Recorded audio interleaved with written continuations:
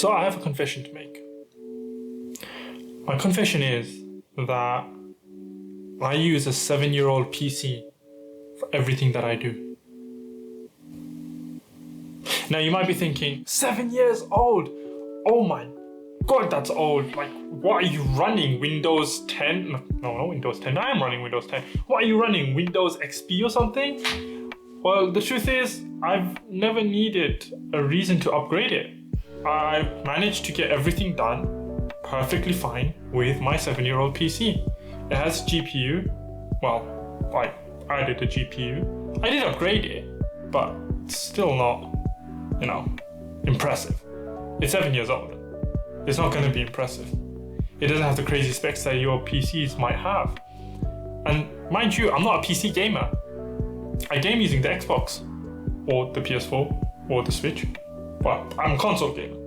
So having a high-end PC can never been an option for me. And if you're a console gamer, then this is aimed at you. It shouldn't really be an option for you either. You shouldn't need to consider it. What I wanted to do in today's video is showcase not only my 7-year-old grandpa PC, but my entire kind of gaming/streaming setup that I've got, and just kind of walk you through the peripherals that I use, and then talk a little bit about minimalistic streaming, meaning streaming with the bare minimum of what you've got. So let's get to it. Here it is.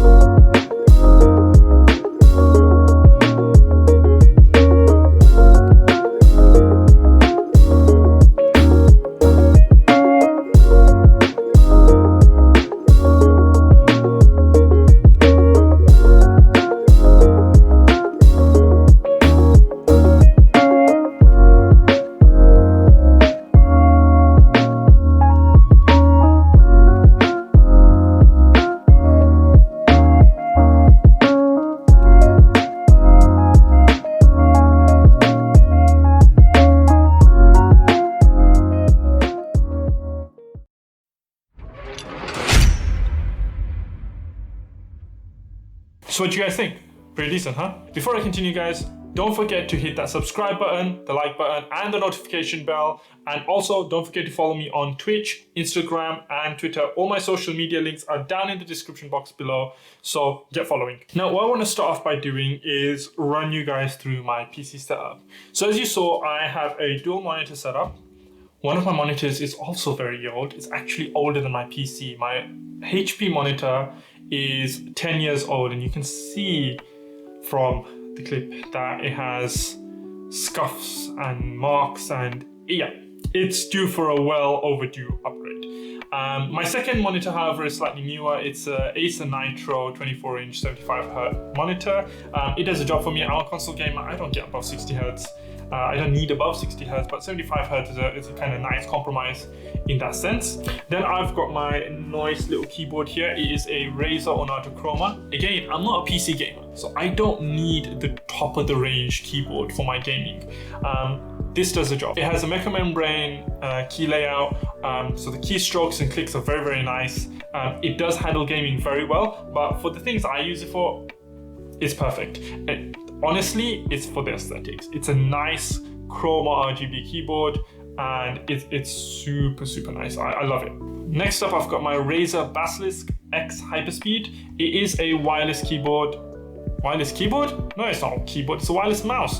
It is a wireless mouse. And a lot of PC gamers will scoff at that and say, wireless mouse? You're using a wireless mouse? Mate, wireless mouse does the job. Again, not a PC gamer, doesn't affect me. I like the freedom that I get with the wireless mouse, therefore I use it, and it's got a very high DPI setting and completely customizable. It's not chroma, it's not RGB, but it's fine within the price bracket that I wanted it for. It's fantastic. Next up, I'm using a Toner USB condenser mic. It's a really, really good mic on a budget. It cost me about £50 maybe, and it absolutely does the job. The clarity on it is very, very good. I don't have a lot of issues when I'm streaming with it, and I'm pretty sure from when I've kind of gone over and looked at my streams, the voice and everything is very clear. It's a very, very good budget mic. So if you're looking for a cheap USB condenser mic, it comes with the arm, it comes with the pop filter and everything. You know, it's a very good grab off of Amazon. Next up, I am using the Razer Kio webcam. Yes, you've guessed it, guys. I love Razer. It's a very, very good company. They make excellent peripherals, so why not, right? I have their keyboard, mouse, headset. I have a PS4 controller from Razer. I've got their webcam. It's fantastic. I really like the quality of their products. But anyway, less about Razer, more about the webcam itself. Razer Kio, it's a nice 720p 60 fps webcam that has 1080p capability, but at 1080p it's only 30 fps. I run it at 1080p because really when you're streaming, the FPS doesn't really matter. One day I will upgrade to a DSLR, but that's one day. Right now, this is well within my budget and it works perfectly well for me. Very, very clear, nice picture, and you know, very customizable in terms of the lighting and the effects and stuff like that. And then finally, you know, I game mainly on the Xbox. So here you've got my very nice Elite 2 Series 2 controller. Fantastic controller, probably one of the best Elite/Pro controllers that I've ever used, and I've used quite a few. It's right up there with its customizability and really just the functionality of it is fantastic, and it ups your gaming level massively. I use it pretty much all the time whenever I'm gaming on the Xbox, and it works fantastically for me. It's really improved my gameplay a lot. And then last but not least, my computer, my PC, the main rig. It is a 7-year-old PC, and for me, it does the job. So what I'm running inside of my PC is I have a i7 3770 chip. Yes, it's 3rd gen chip, very old. We're on what, 11th gen? I don't even know. I think we're on 10th gen. Running on an old gigabyte micro ATX motherboard, paired with 16 gigabytes of DDR3 RAM. Yes, DDR3, you heard me correctly. And that's running alongside a GeForce NVIDIA 1050 GPU. Very mismatched, huh? 500 watt PSU. What else is important? I'm running a 128 gigabyte SSD with a 1 terabyte HDD for storage. It runs fine for me. It does everything I need it to. It's a little overworked sometimes, but the main thing you need when you're streaming, especially if you're a console gamer and you're using a capture card to stream, what you really need is a GPU that has the NVENC encoder capabilities. 1050 is compatible with that, and when using that alongside of the capture card in OBS or Streamlabs OBS, you get the hardware encoding capabilities with the NVENC encoder, and basically that does the job for you. Seamless streaming, absolutely smooth, no issues, no drop frames. And that's the main kind of thing that I use my PC for. I use it for editing, video editing, graphics editing, and all of that stuff as well, for my YouTube videos. And it handles it perfectly fine. Like, I've faced very few issues even after 7 years. It is a very, very sturdy machine for me, and it completely does the job. So my point with this video is, you don't need a top of the range PC. You don't need top of the range equipment if you are starting off small for streaming or content creating. The bare minimum is fine. Remember, you're starting off. You're not making money from this right now. So you're not going to be able to afford the fancy equipment that a lot of YouTubers have. That £5,000 DSLR camera, that £3,000 gaming and streaming rig, or a custom built combo rig. You're not going to be able to afford that. Okay, I can't afford it.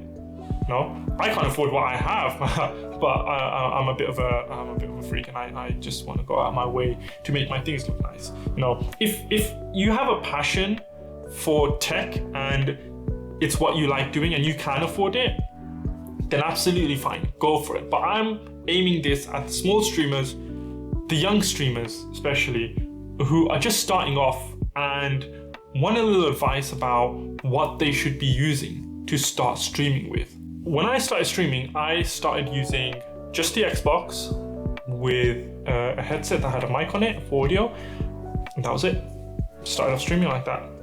Okay, so if that's all you've got a console and you've got a headset that you can push your audio through, then just start. You don't need lots of fancy equipment to start streaming. If your stream is good in terms of how you are engaging with your audiences while you're streaming, and you are able to then promote your channel, promote your stream, promote yourself as a content creator properly, then you don't need all this fancy, well, mine is not even fancy, it's well below average, but all of this kind of equipment, you don't need it. You just need your console and your controller and a game that you really, really enjoy. So just start with that, okay? Start from there. That's what I started with, and then slowly I built up, okay? It took me not very long to build it up, but I slowly built up because I wanted my stream to look more professional. I wanted it to look like that. So if you want to get to that point, then yes, slowly build up. The main things you need for streaming are your game, your game, or depending on what you're streaming, your console, audio, very important. It's very important that you engage with your audience while you're streaming, so they're not just looking at gameplay, because they can go to YouTube and pull up a video of whatever game you're playing and just look at hours of gameplay of that. That's not what you want to do. The whole point of streaming is you want to be engaging with your audiences. So the mic is the most important thing. Webcam is not essential. It's not essential at all. If you've got the mic, you don't need the webcam, but it is a bonus, which is why I purchased it. I initially started off without a webcam, and now I have one, and it's fine. My audience can see me as well as hear me, but really, you just need to be engaging with them. If you're engaging with them and you can entertain them just through your voice, then you've got a skill, and you can utilize that skill. And that's exactly what you need as a streamer, to be able to engage and entertain your audience and retain their attention. So if you're a console streamer, I would really highly recommend eventually to get yourself a capture card. You can get budget capture cards on Amazon. Just start with anything. It doesn't have to be the top capture cards like Elgato or Ava Media. You don't need to get them. Grab yourself a budget capture card. You can get them for 50, 60 pounds, 70 pounds on Amazon, or even cheaper sometimes, and just start streaming with that. What the capture card does is it gives you a lot more freedom with your stream, okay? You're not restricted to just your game and your audio. You can now push your stream through something like OBS or Streamlabs OBS, and you can add those cool effects like overlays and alerts and widgets. Make your stream look a lot nicer. Your quality of your stream also improves, because one thing I experienced when I was using and I have an Xbox One S, not even X. I don't know what it's like streaming with an Xbox One X, but with the One S, even at 1080, 60 FPS or high frame rate, it's very, very pixelated. The quality of the stream is very bad.